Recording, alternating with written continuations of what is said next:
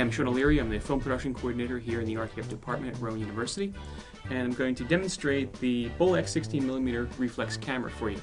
This is the camera inside our case. We're going to take that out. There are a number of other components inside our case which you'll be going into to use during your production. But a good habit to get into is once you take something out of your case, to close up the case when you're outside filming and close one latch. The point of this is to avoid getting all kinds of dirt or leaves or anything else inside your case that will eventually work its way into your components. And the reason you close one latch is to remind you that something has come out of this case and needs to go back in before you put it away. The reason you don't close both latches is, again, because you might think everything is in there and just go ahead and put everything away. The reason you don't close no latches, or just close it over, is that somebody might come along and grab the handle, lift it up to carry it away, and of course your latches are open. Everything flops out and falls on the ground, possibly breaking.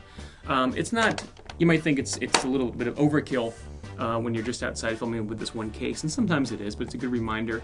It's also a good habit to get into when you're out on a production that has a lot of cases. If you're out on a commercial production, you might have 100 cases or so that needs to go back on a truck. And which is a good habit to get into to remind you that something needs to go back in the case before it goes back on the truck, amid all those other cases. So once we have our Bolex out here, let me go over sort of the functions of the spring-wound camera. And I say it's spring-wound because in order to make the film move through the camera, make the motor run, we have to wind up the spring. This is not a motor-driven or battery-driven camera, or it is a motor, but it isn't a battery-driven camera. We have to basically wind up the spring. We do it with our wind arm here. We have to disengage it from a little lock that's on the bottom. We just pull it out, bend it back, and engage it in this little slot up here. We wind it by winding it back towards us, if we're standing behind the viewfinder here.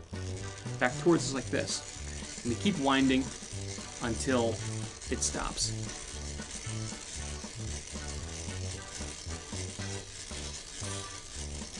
You want to get a full wind on the camera every time you go to shoot, every time you're done shooting, even if you've only shot a little bit, because you don't get much time out of a full wind.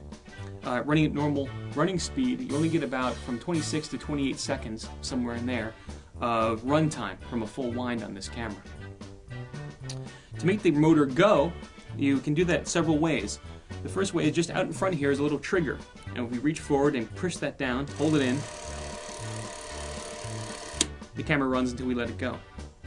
Also on the side here is a little button. If you pull it back, it locks it into place. And it'll keep going until we push it forward to disengage the motor.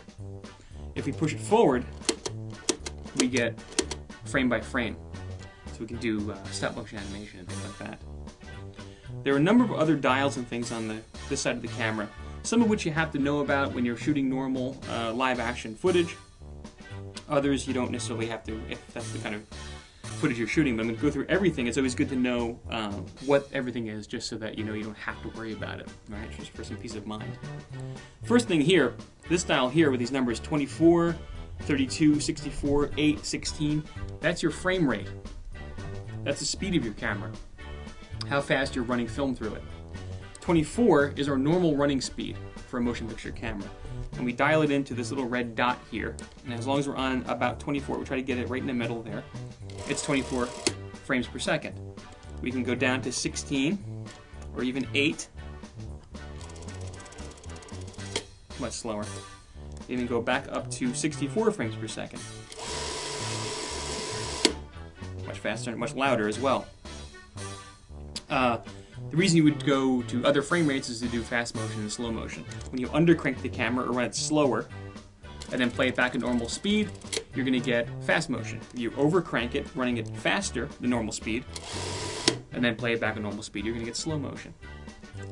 The fact that you're dialing into approximately 24 or whatever frame rate you're using, combined with the fact that it's very loud, a couple of reasons why you can't do sync sound with this camera. It's not going to sync up to people doing dialogue.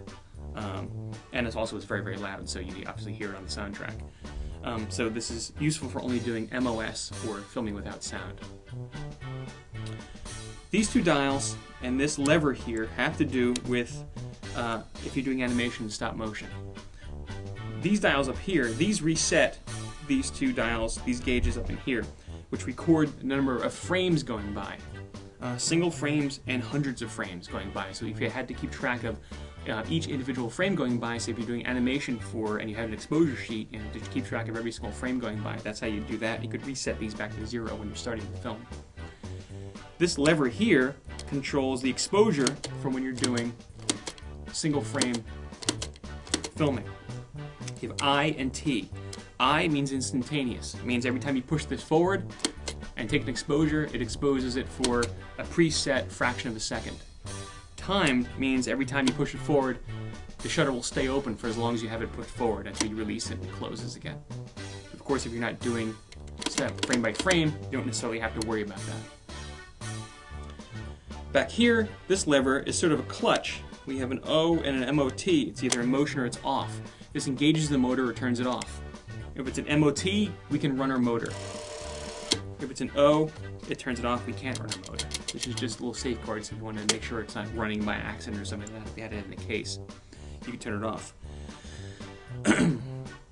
Back here, this dial is our footage counter. And this is one we're really going to have to keep an eye on if we're doing live action filming. This keeps track of the number of feet going by. And a full load of our motion picture film on a 100-foot spool. We get 100 feet, so we have to make sure that we know when we're getting close to the end of our roll, or where we are in the roll. This is also information recorded on your camera report while you're out filming.